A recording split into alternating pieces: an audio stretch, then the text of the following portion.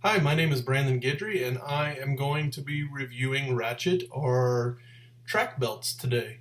A little bit different than your everyday normal belt, which would have a normal buckle and prong approach, where you feed the loop through there and you put it to the proper length. Um, we're going to be looking at a ratchet belt. So a ratchet belt works a little differently. You put it through like this and click it to the right width. What that does is it prevents a lot of wear and tear on your belt. So if you use a regular belt all the time, the biggest hindrance or issue that they can cause is they start to bend and deform and eventually tear right there around the buckle where the prong goes in. That's an example of my belt, and then my wife's, same thing, regular belt, and then on the other end becomes very flimsy. I don't know if it's easy to see in this, and it becomes like it's going to tear pretty easily. So what that does is it makes you buy a new belt a little more often than you would really want to. What the ratchet belt does instead is it works on a track. So the back of the belt has a track that you can adjust when you put through to whatever width you need to be. So it's much more accommodating than a regular belt. Lot more sizes can be accommodated with this approach rather than the other approach. So that's one thing, that if you are a supplier or a producer of this belt, you don't have to do as many sizes or varieties, so you can cut down on production time and other variables like that. When it comes to cost, they are very similar. So the belt that I have is a Mio Merino belt that I purchased on Amazon 2 years ago for $17.99. It's still in very good shape, almost as good as new.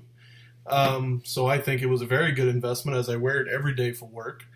The other belt, the brown one that I have, is a Fossil belt, which I did purchase a couple of years ago, but I don't wear it every day. I did have a black belt from Fossil like this that I used to wear for work, and it will only last tops 6 months before it would rip. So my wife does wear her belt every day for work, and she has to replace it pretty much every 6 months. So you see that $17.99 for a belt that lasts 2 years or more in this case, it's a much better investment than paying even the same price for a belt that only lasts 6 months. So I did some research online. Different companies are bringing out ratchet or track belts to meet the need that consumers are wanting, better quality. The quality seems to be the same. It just depends because the prices are about the same. You can pay for a very expensive leather belt that works normally. You can pay for a very expensive leather belt that runs on a track. So that in itself is about the same. It really depends on the brand and the quality of the leather.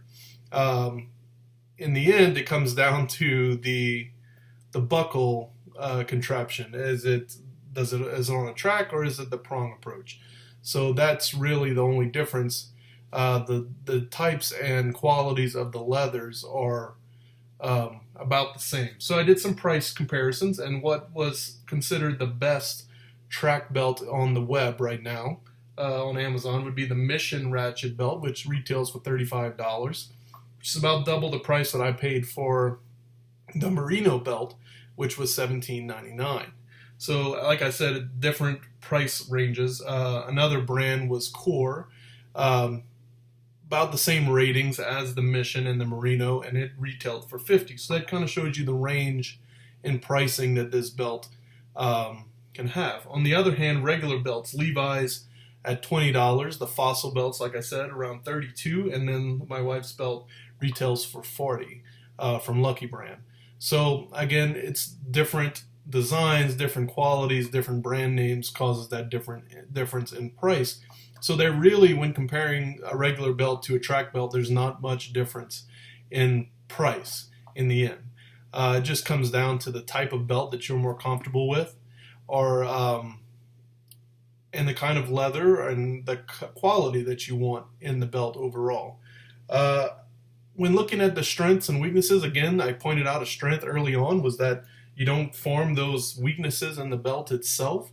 A definite strength as well would be the longevity of a belt that's on a track. A weakness would be if there's any type of failure in that track system. So it would come from probably this buckle right here. Again, I haven't had any issues with that, but I would think that belts that run on a track that have a less quality to them, there could be some kind of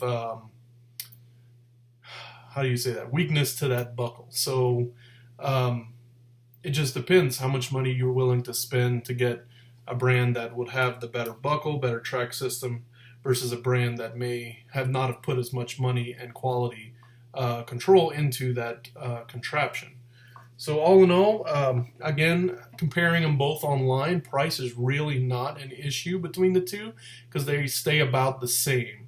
It really comes down to what the consumer wants when it comes to leather and brand name. Other than that, I believe the track belt is a much better option because of the longevity and the more payback for your investment. So again, like I said, $17.99 for my track belt that I've been wearing for 2+ years, and no really wear and tear on it, versus a regular belt that I would have to replace every 6 months, even if it was at the same price.